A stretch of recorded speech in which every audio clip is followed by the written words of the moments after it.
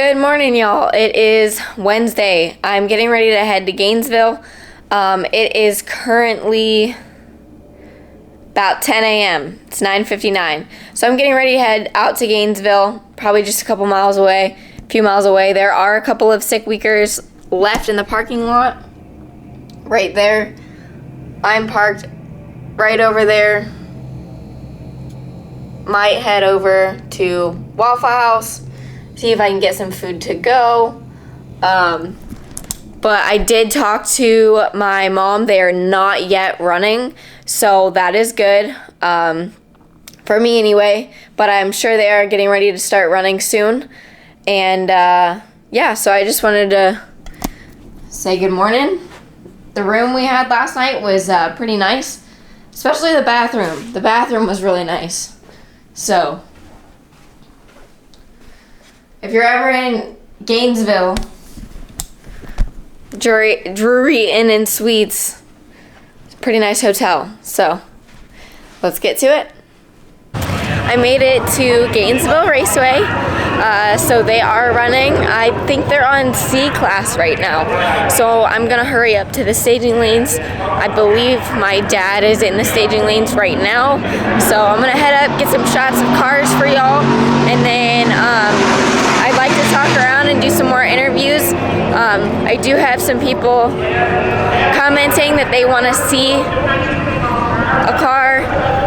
So if you guys want to see certain cars or for me to talk to certain people, try and let me know and I'll do my best to find them and get to them. It is a little hectic because everyone's on different schedules, but I will do my best and try to talk to who you guys want to see. So let's get to it.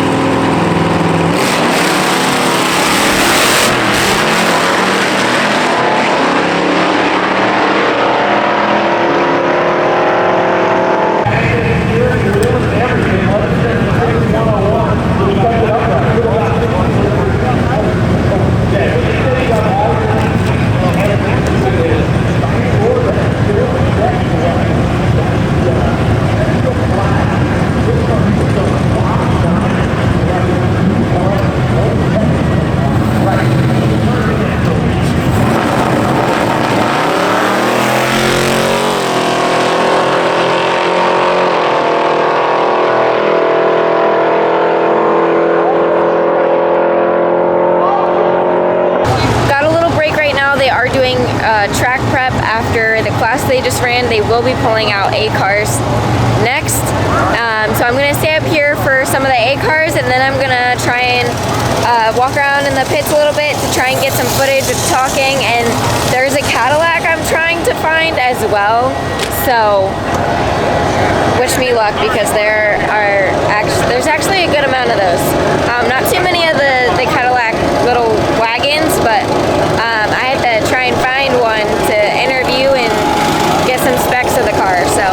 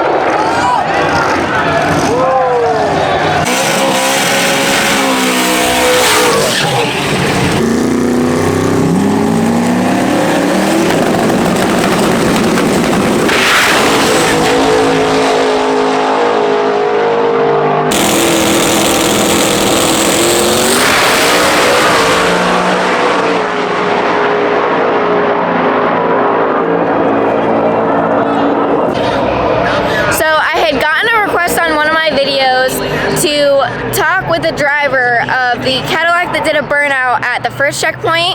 leaving Bradenton to go to Orlando. So I have no service here at Gainesville. My parents actually, luckily for me, left Gainesville and had service, enough service to call me. I was like, hey, go check out the video, take a screenshot, send me a picture of the car, because there's a couple of these, I don't know exactly which one it is. So I got the screenshot, I know what car it is now, and I'm here with Brian Rice, the owner of the car, and he's gonna tell us a little bit about it, and let's hear what he has to say. Hi, Adam. Okay, so I love Cadillac wagons, always have since I saw when they first came out, and then I found out they were going to make them supercharged. Of course, at the time there was no way I could afford one, so we scrimped and saved and came this far in it. This car, I'm the second owner of this car. This is a 2013 CTSV wagon. It is an automatic car, it's not a manual. They're very rare. There's only 78 of those in the world, and they're very, most of those are in museums or somebody's garage. We do drive this car all over the place. It is, I won't say my daily, but I definitely drive it weekly. It is a very fun car to drive. Quick history on the car. The previous owner, this car has done 6 back-to-back drag weeks, driven from New York to Oklahoma, not trailered, did drag week, and driven home for 6 years in a row. That's where the majority of the miles came from on this car. This used to be Greg, had the surname Cadzilla, and he was very well known in the race week around the people in the group. And so he was moving up to a different car and put it up for sale, and I contacted him and actually flew to New York. It's the only time I've ever gone out of state to go. Orlando is where we're from, so Orlando is our home track, and we went up. He took me for a test drive, and I fell in love. So this car, again, is a blown car. It came from the factory. It does not have the factory blower in it currently. It has an upgraded to a Kong blower. Actually, if you want to get specific, the only thing General Motors in this engine assembly is the block, the valve covers, and the rockers. Everything else is aftermarket. It is a forged bottom end. It is stroked. It is a 416 cubic inch motor. Again, it has aftermarket Frankenstein heads on it, Kong blower. It has aftermarket intercoolers and a 10-gallon ice tank in the back. So it is a very heavy car. This car with me and it weighs over 5,000 pounds. A lot of people don't believe that, but it does. I'm not a small guy too, that doesn't help. But being a 5,000 pound car, we did have some issues when we started out in Bradenton. Found out that we had the most expensive plug wires you could buy, and one of them was bad. We put stock plug wires back on it, and it ran great. Unfortunately, got rained out in Orlando. Came here today, wound up in one of the bad side of the lanes and spun terribly. So the car went 1150, I think, today. This car is an easy 9-second car. It has been 1020s before all of the upgrades to the supercharger. But like I said, it's a little dirty now from the transition and the ride of this. But this has been a great event, and we thank Tom Bailey for putting this on because it's amazing. This car has every factory option on it. The only thing that it does not is cruise control, because the tune that we have in it, it doesn't like that. Heated and air conditioned seats, so it's real tough driving it. But love the car. We hope to make it a solid mid 9-second car. It should, with everything we have in it. And like I said, we just love it. Thank you so much for your time and giving us that history. That's awesome. Awesome. I'm glad you're here having a good time. It is. It's been fabulous. Everybody here has been fabulous, and we appreciate it. Thank you. Of course. Thank you.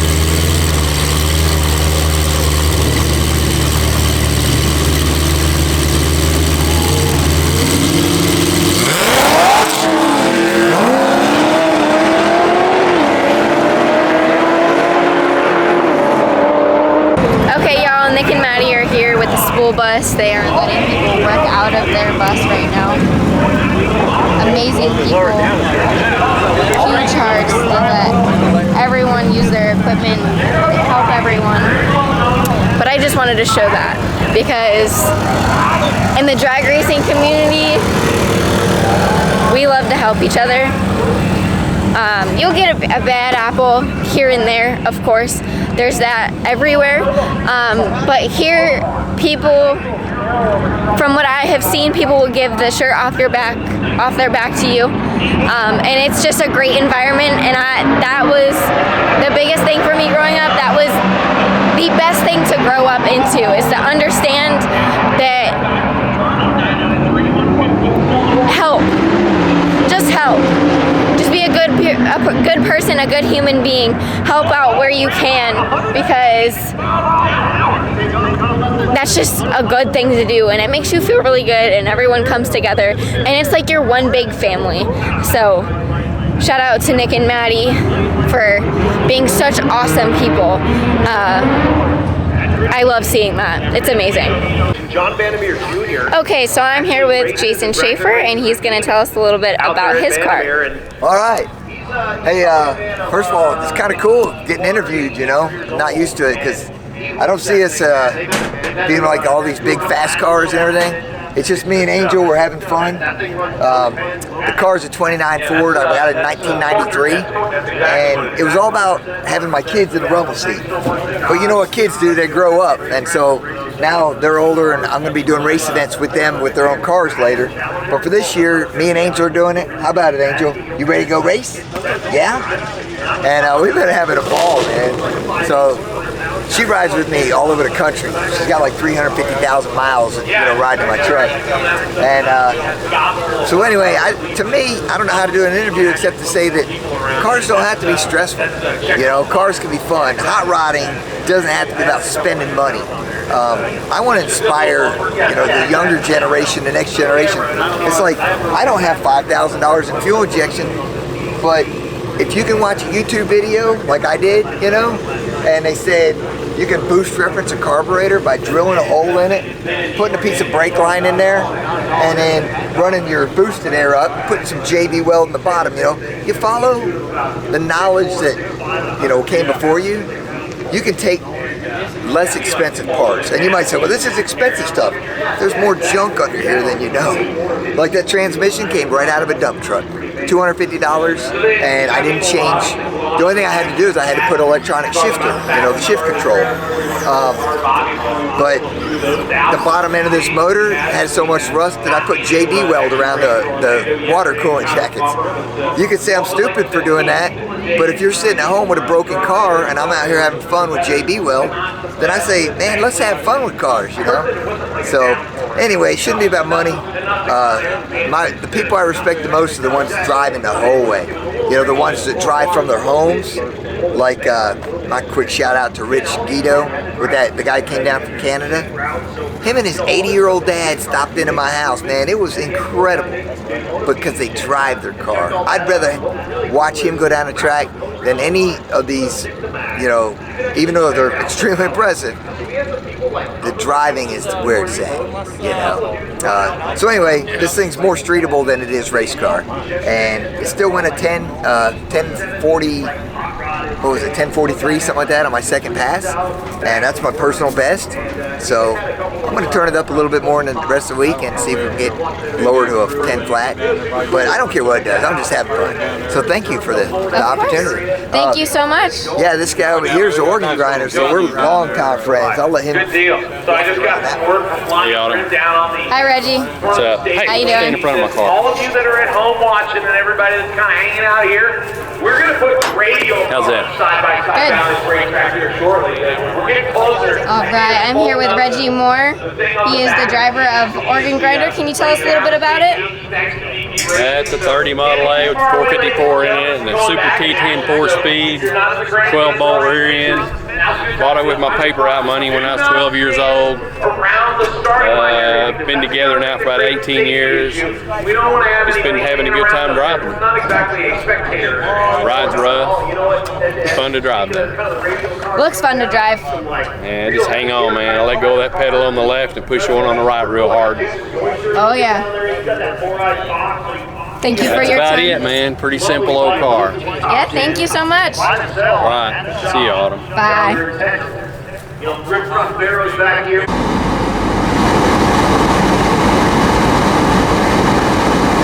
I'm getting ready to leave the track. I know that there's 2 checkpoints today. I don't know where they are or what they are. My phone is not working because there's no reception.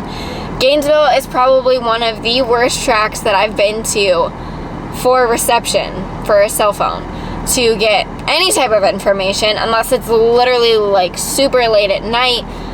There's no one around. So I'm getting ready to leave. I'm gonna head out of the track.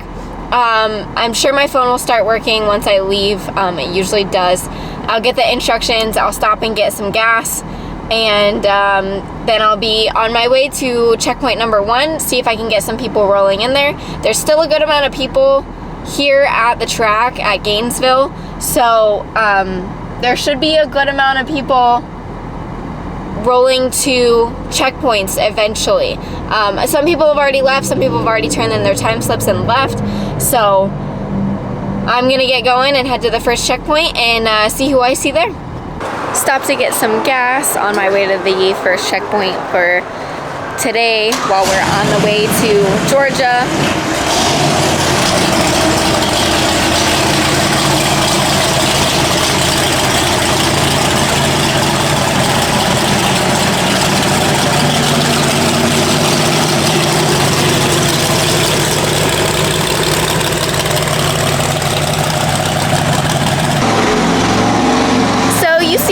Sick weekers at the gas stations filling up.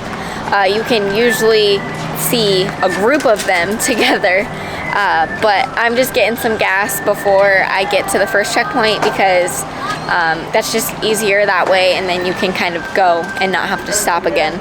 So getting some gas, and then I'll be back on the road to first checkpoint and catch some people rolling through there too.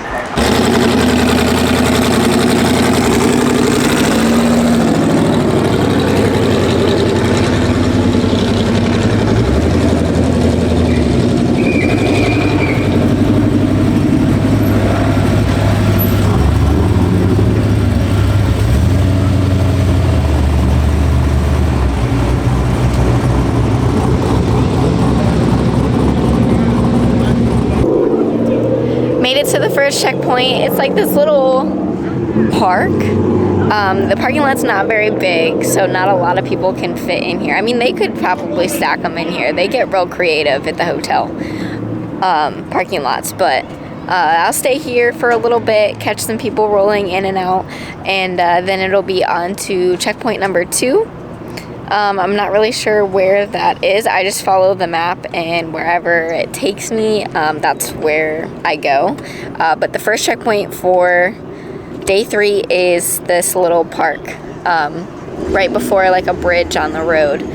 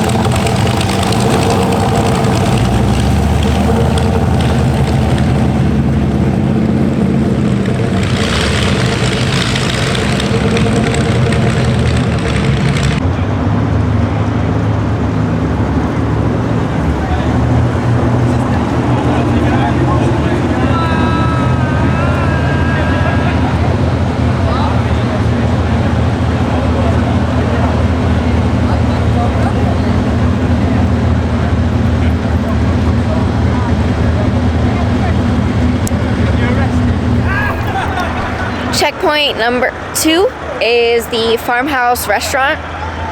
It's right by the interstate, actually. So I'm only gonna stay here for a couple minutes, maybe get some shots of a couple people rolling in, and then I'm going to head to possibly get food and then head to the hotel for the night and start editing. So I'll show you guys who's here. I'm sure Cody.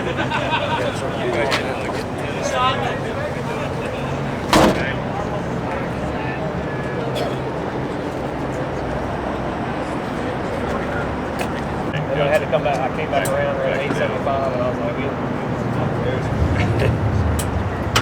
Yep. Pretty good. 90, 790 in Bradenton, and then 785 today. Yeah, that was no boost controller in high gear, although it still made some boost. I don't think the two of them put it now is going to probably get to the 60s.